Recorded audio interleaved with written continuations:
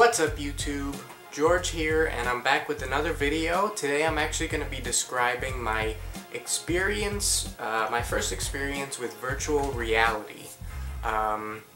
So like many of you, I've been watching videos online for a while now about the Oculus Rift and the Project Morpheus, HTC Vive, all those brand new virtual reality headsets. And I pretty much accepted the fact that it's going to be a couple of years that I'm going to have to wait until I can actually experience those things. And so I had just kind of accepted that. And the other day, I kind of just went on Amazon and searched for VR headset because I was kind of curious to see if there were even any out yet. And I found a whole bunch of, Google Cardboards and also other Chinese manufacturers of virtual reality headsets. And so I went ahead and ordered a few. So the first thing I ordered was this, which is the Google Cardboard. Actually a Chinese ripoff of the Google Cardboard. This is a particularly cheap one. I think it was like about $4 or $5 shipped. And so for those of you who are unfamiliar with the Google Cardboard, it's just a virtual reality demo device that was handed out. I think it was at Google I/O, and it also became something that everyone copied and started selling online. And so the basic concept is that you put it together yourself, so you have to build it. And it just has basically two lenses and a place to hold your phone, which your phone goes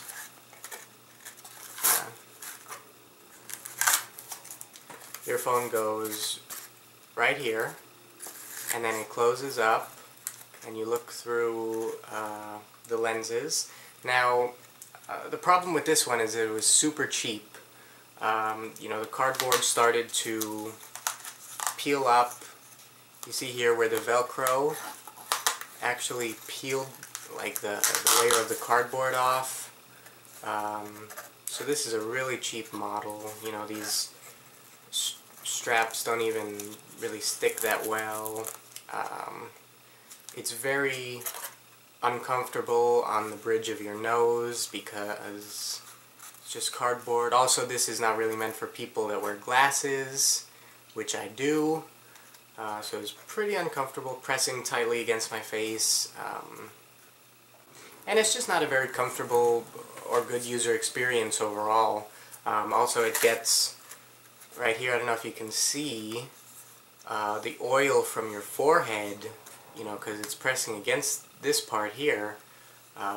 It kind of absorbs that oil and leaves a little spot. So yeah, much more of a temporary sort of technical demo, and I would really suggest starting out with the Google Cardboard if you kind of want to see if VR is for you, if you like it, if it makes you nauseous, if you are interested in this type of stuff.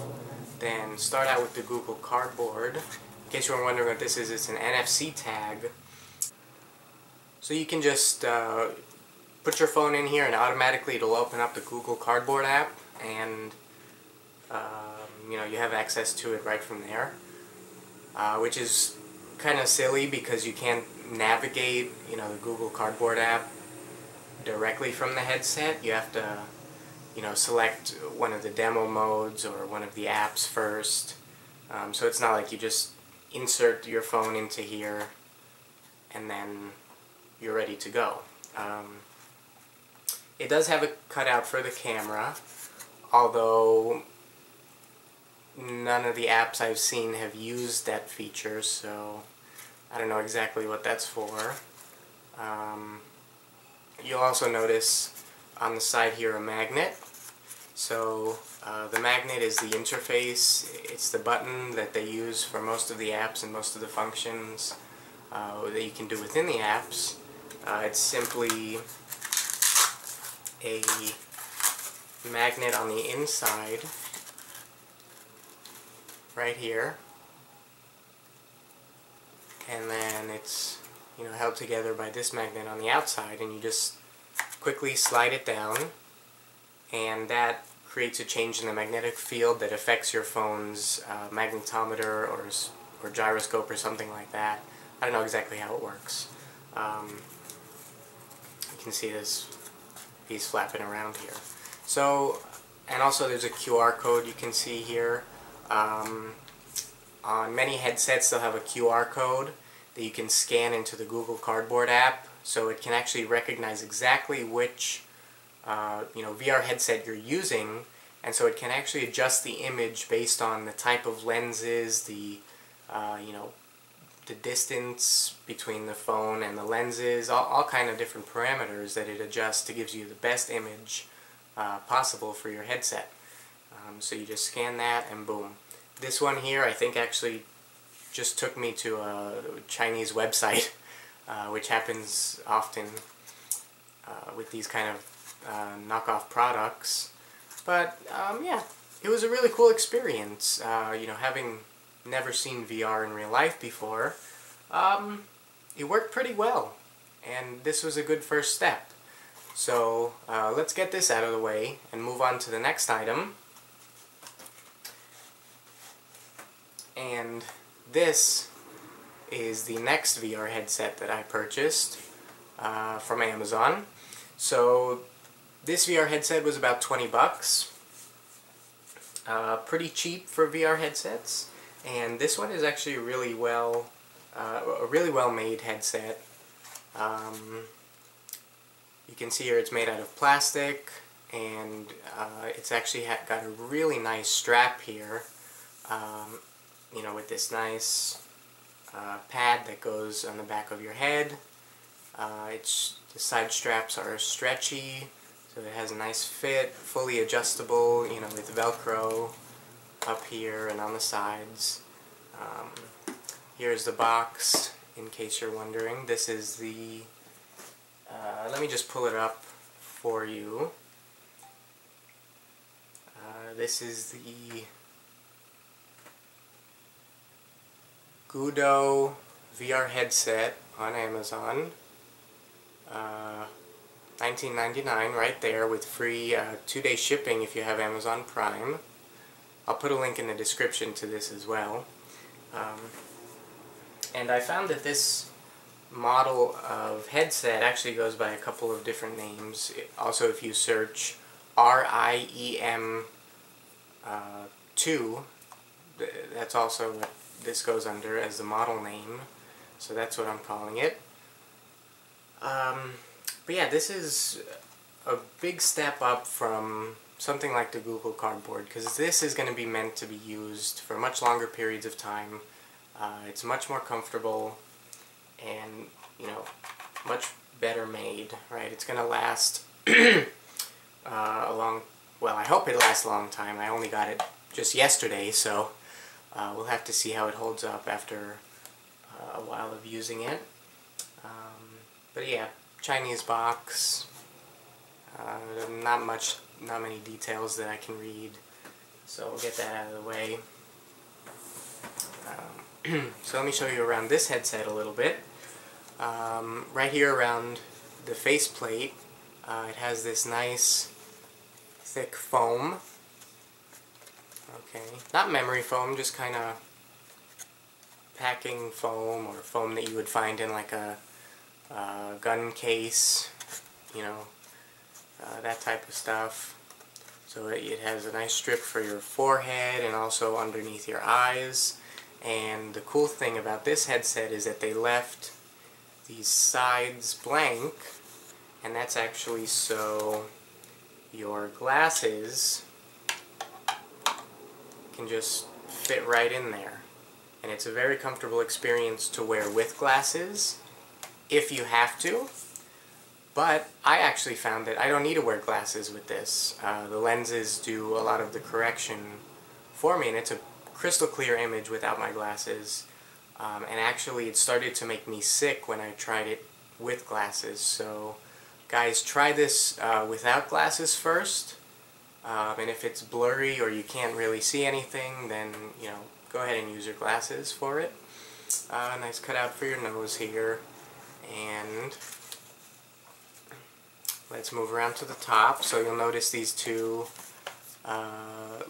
sort of little dials here. And these are to adjust the lenses, the position of the lenses. So you can see I'm moving it right there just by moving this side to side. And this is to adjust the lenses for different sizes of phones.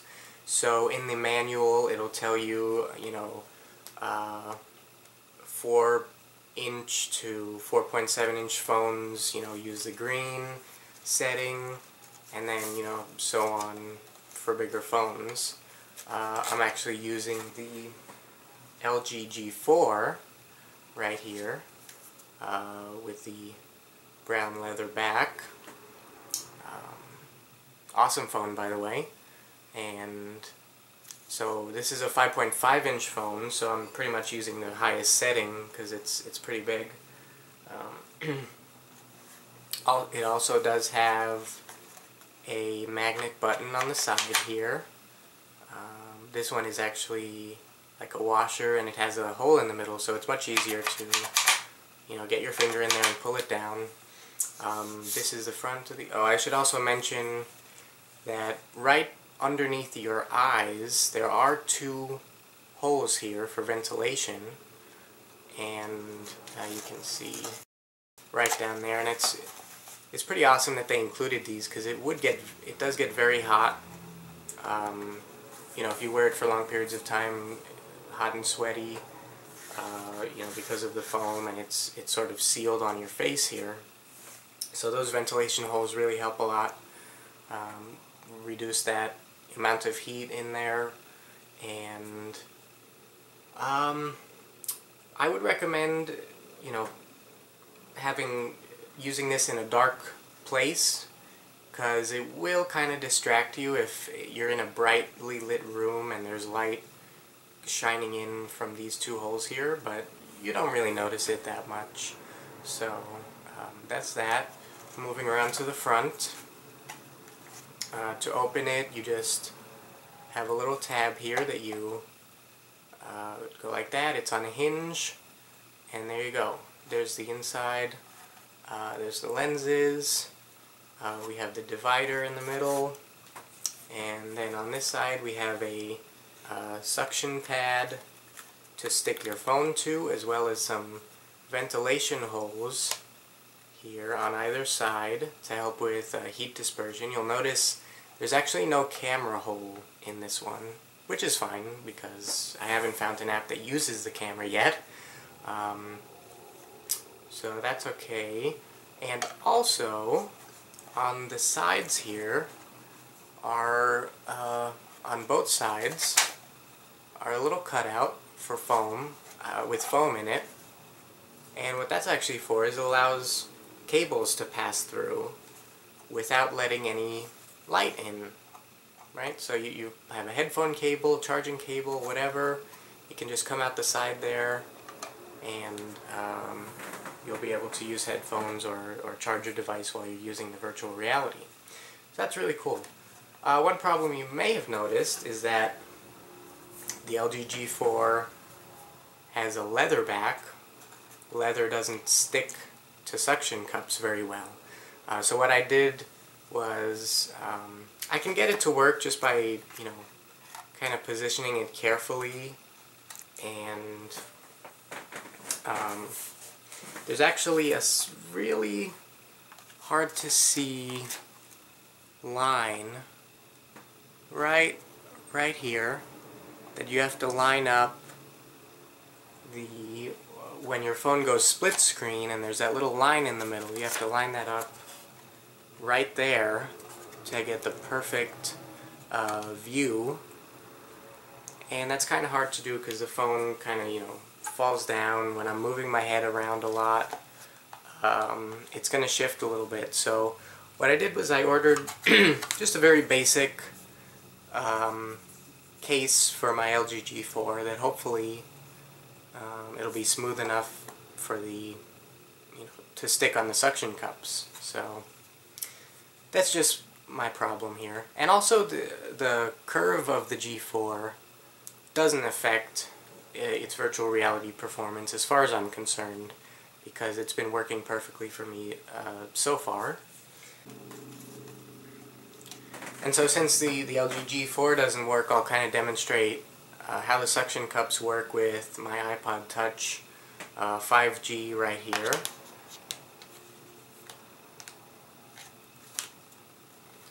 You just press it down and it sticks very securely, not going to come off at all. You know, you could flap this around, whatever, shake it around, and it's a very secure thing. It's going to keep it perfectly aligned, so that's a really cool feature. Okay, and I just take it back off, toss that to the side, and continue on with showing you what else I use. So obviously you have to have a good pair of headphones.